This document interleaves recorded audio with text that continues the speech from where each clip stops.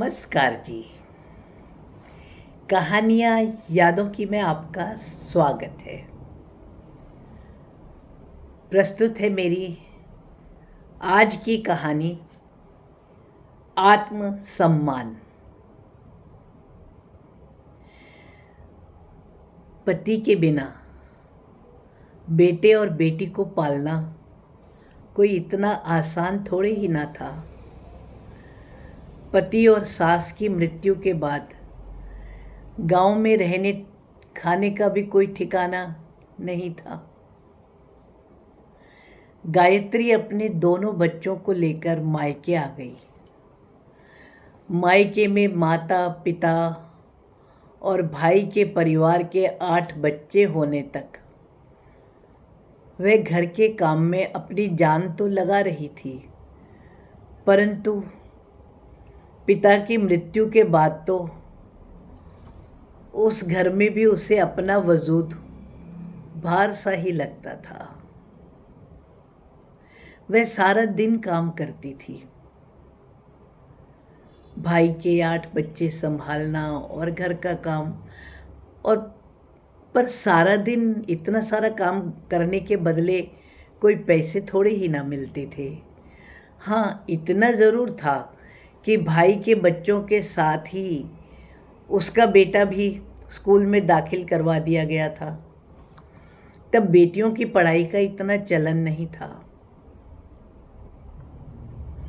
इसलिए वह अपनी बेटी को तो नहीं पढ़ा सकी, क्योंकि कई बार जब मन उचट जाता था तो वह अपनी नंद के घर भी अपने बच्चों के साथ चली जाती थी।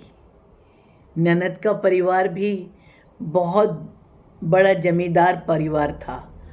नंदोई भी पोस्ट ऑफिस में अच्छे पद पर थे। ननद के घर घूंघट करके वह सारा दिन ननद के घर में काम करती थी। हालांकि ननद नंदोई ने कभी भी उसे कोई भार नहीं महसूस होने दिया। ननद अपने भाई को भी बहुत प्यार करती थी और ऐसे ही वह गायत्री को भी बहुत प्यार करती थी, परंतु ननद के घर ज़्यादा समय रहने से खुद ही ला जाती थी। वो कोई आज का ज़माना थोड़े ही ना था। ग्रामीण परिवेश में अपनापन बना रहता था, परंतु औरतों के घर के काम की शायद कभी कोई कीमत मानी ही नहीं गई। तो उसके कामों की क्या कीमत मानी जाती? उसने तो घर का काम करना ही था।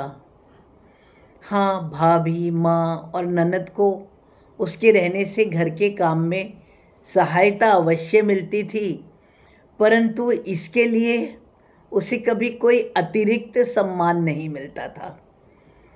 हाँ, तब बहुत डर लगता था उसे जब कभी बच्चे बुआ के घर में या भाई के घर में उनके बच्चों के जैसे ही जिद करते थे कि जो उनको चाहिए वही मुझे भी चाहिए। अब वो भाई को कैसे कहे या कि ननद को कैसे कहे? तब बच्चों को समझाना थोड़ा मुश्किल हो जाता था। बेटा तो मामा के बच्चों के साथ स्कूल जाता था, परंतु वह अपनी बेटी को लेकर झूले की तरह कभी अपनी ननद के और कभी अपने मायके के गांव यूं ही घूमती रहती थी। कभी अपने गांव भी चली जाती थी, परंतु वहाँ अब खपरेल वाला ही घर था। साथ वाले घर की चाची जो थी, हालांकि उन दोनों की उम्र में कोई फ़र्क नहीं था, पर वो फिर भी उन्हें अपने घर में रहने को बोल देती थी कि रात को अकेले अपने घर में क्या रहेगी। मैंने कहा ना, वो पुराना समय का परिवेश था, तब रिश्ते निभाए जाते थे, पर उसको तो जहाँ भी रहना है काम ही करना है। वहाँ भी जाती तो चाची से काम करवाती और बदले में वही 2 रोटी उसको मिलती थी। खैर, समय बीता। बेटी का विवाह भी मामा ने करवा दिया और बेटे की शहर में नौकरी भी लग गई थी। अब तो गायत्री के पास शहर में ही बेटे बहू के पास अपना एक ठिकाना और हो गया था। तो अब वह कभी कभी अपने पति के गांव में भी चली ही जाती थी। वहाँ जो छोटा सा खपरेल वाला घर जिसकी दीवारें और छत सब कड़ियाँ गिरने को थी, उसने बेटे को कहकर थोड़ी बहुत मरम्मत करवा ली थी। शहर में जब से गायत्री को वह घर उसकी बहू का घर लगने लगा था ना, ऐसे नहीं उसकी बहू उसका अपमान तो नहीं करती थी, कुछ भी नहीं, परंतु फिर भी गायत्री को लगता था यह घर बहू का है, तो उसे गांव में ही अपने कच्चे घर में बहुत सुकून मिलता था। वह उसे अपना घर लगता था। उम्र के इस मोड़ पर पति और सास की यादें ताज़ा हो जाती थी। उसे लगता था वह अपने गांव के घर में आत्मसम्मान के साथ 2 रोटी खाकर अपनी गुजर कर सकती है। वैसे भी इससे अधिक की चाह तो उसे कभी रही ही नहीं, परंतु गांव में रहकर शायद उसे यह एहसास होता था कि उसने अब अपनी जिम्मेदारियां पूरी कर ली हैं और अब वह भी अपने घर में रह सकती है। साथ वाले घर की चाची के पास में वह अब भी अधिकतर समय ही बिताती थी और चाची अब भी उसे अपने घर में सोने के लिए कह देती थी, परंतु फिर भी वह उसे अपनापन लगता ही था।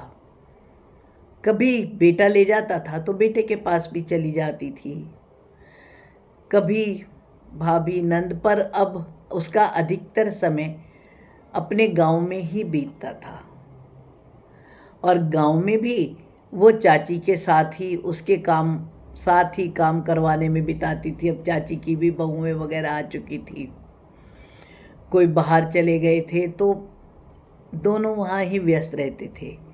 गायत्री ने तो जहाँ पर भी जाना था काम ही करना था। उम्र का असर भले ही उसके चेहरे की झुर्रियों के रूप में तो आया, परंतु उसके काम करने में तो कोई कमी नहीं आई। गांव में चाची ने जब गायत्री से अनुरोध किया कि वह उसकी शहर में अकेली रहने वाली उसकी बीमार बहन के पास कुछ दिन जाकर उसकी तीमारदारी कर ले, क्योंकि उसकी बहन के बच्चे दूर रहकर नौकरी करते हैं और उन्हें माँ का ख्याल रखने के लिए एक सहायिका की आवश्यकता है। चाची ने उससे कहा, मुझे पता है तुम मेरी बहन को ठीक कर सकती हो और मुझे तुम पर पूरा विश्वास भी है। मेरी बहन बिल्कुल अकेली रहती है, तुम उनके पास रहोगी तो मुझे भी निश्चिंतता रहेगी। तुम तो जानती हो मैं गांव से इतने आराम से अधिक दिनों के लिए उसके साथ नहीं रह सकती। गायत्री सहायिका बनकर चाची की बहन के पास आराम से रहने लगी। सेवा करने के पैसे भी मिलते हैं, यह सोचकर तो गायत्री हैरान थी। उसने अब तक इतना काम किया पर फिर भी उसके काम की कीमत कुछ भी नहीं थी। अब वह आत्मसम्मान से जीना सीख गई थी। बहू बेटे जब उसे लेने को आए तो उसने यह कहकर मना कर दिया कि नहीं, अब मुझे सेवा करना अच्छा लगता है और अब तो मुझे सेवा के लिए मूल्य भी मिलता है। कभी ज़रूरत हुई तो मैं तुम्हारे पास ज़रूर आऊँगी। चाची की बहन ठीक हो गई, तब से गायत्री एक सहायिका के जैसे बहुत सी महिलाओं को अपनी सेवा से ठीक भी कर चुकी है। अब सब गायत्री का बहुत सम्मान करते हैं। उसके पास बहुत सारे पैसे भी जमा हो गए हैं। आज वह बहुत प्रसन्न और संतुष्ट है। अपनों के लिए उसने कितना काम करा, परंतु फिर भी सबने गायत्री पर अपना एहसान ही चढ़ाया। आज उसके पास बहुत से पैसे भी थे और आत्मसम्मान भी। सब उसे बहुत प्यार करते थे। हालांकि गायत्री के बेटे बहू उसको अपने पास में रखने को तैयार थे। मना तो भाई भाभी ने भी नहीं किया, परंतु गायत्री अब अपना, जब तक कि वह कर सके, अपना समय सिर्फ सेवा में ही लगाना चाहती थी। अपने अपने काम की कीमत क्यों नहीं समझते? जब अपने घर के कोई भी काम करते हैं तो घर के लोग अपने घर वालों के काम की कोई कीमत नहीं समझते, भले ही वह गृहिणी हो, पुत्री हो, पुत्र हो। समझना चाहिए ना। आपका इस विषय में क्या ख्याल है?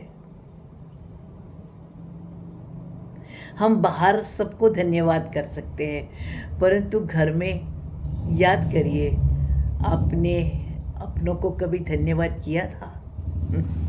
धन्यवाद जी। मेरी कहानी पसंद आने पर आपके मन में कोई भी विचार आए तो कमेंट्स द्वारा सूचित करें। जैसा कि मैंने कहा था कि मैं एक धारावाहिक अपने चैनल से आरंभ करने वाली हूँ।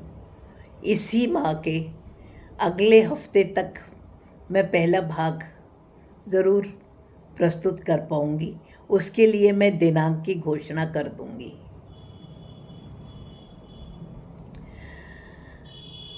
अगर आप चाहते हैं कि धारावाहिक लगातार सुनते रहें तो कृपया मेरे चैनल को सब्सक्राइब कर लेना। धन्यवाद जी।